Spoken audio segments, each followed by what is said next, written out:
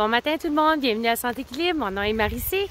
Aujourd'hui, je vous partage 5 de mes trucs pour faire pousser des beaux gros oignons dans votre jardin. Donc si ça vous intéresse, appuyez sur le thumbs up, on y va!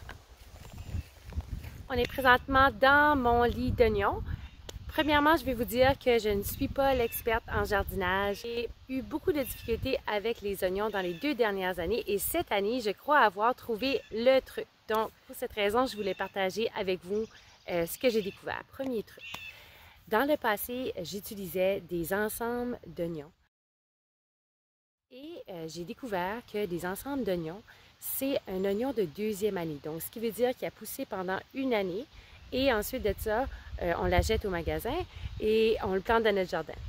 La raison pourquoi je ne pouvais pas avoir des beaux gros oignons dans le passé, c'est parce que l'oignon de 2e année se concentre sur la fleur et non sur la bulbe.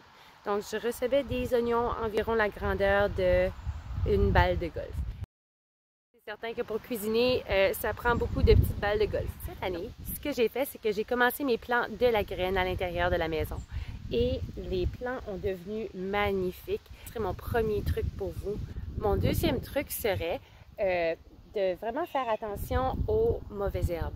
Donc, les mauvaises herbes qu'il y a dans votre jardin, faites compétition avec vos plants et ils compétitionnent pour le nitrogène, puis ils compétitionnent également pour l'eau.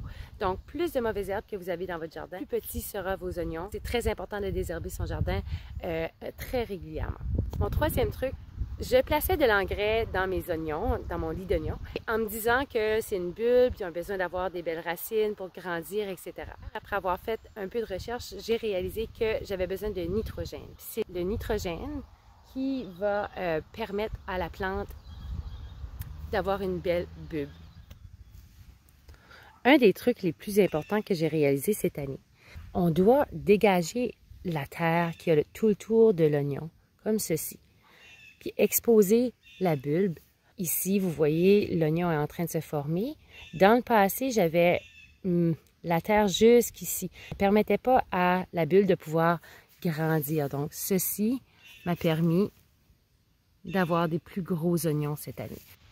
Mon autre truc que j'ai découvert, c'est que les oignons, comme vous voyez ici, là, à un moment donné, ils vont casser, comme ceci. Ça devient très pesant sur le cou de l'oignon. Ce qui arrive, c'est que ça va casser ou ça va plier. Donc, si ça plie, votre oignon, il va être terminé. Donc, ce qu'on va faire, c'est qu'on va couper tous les oignons, comme vous voyez ici, là. Je dois couper ceci. Donc, ce que je vais faire, je vais couper tous les oignons à une grandeur environ de 10 cm pour permettre à l'oignon de se concentrer sur la bulbe et non sur ses feuilles. Donc, étant donné que j'ai beaucoup de vent ici, si je ne le fais pas assez régulièrement, c'est certain que mes oignons vont tomber.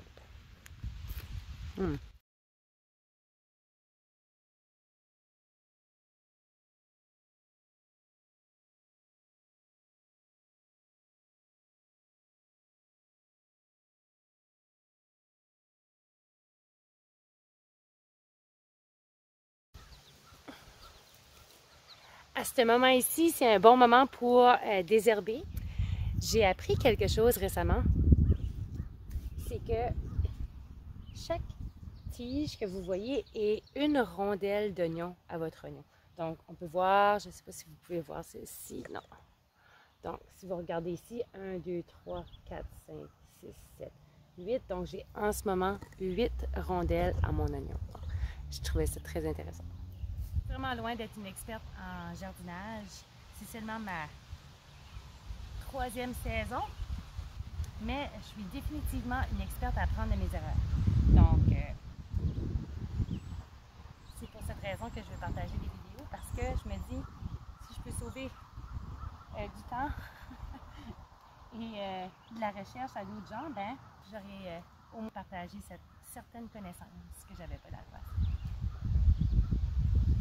Si ça vous intéresse, n'oubliez pas de garder tout ceci.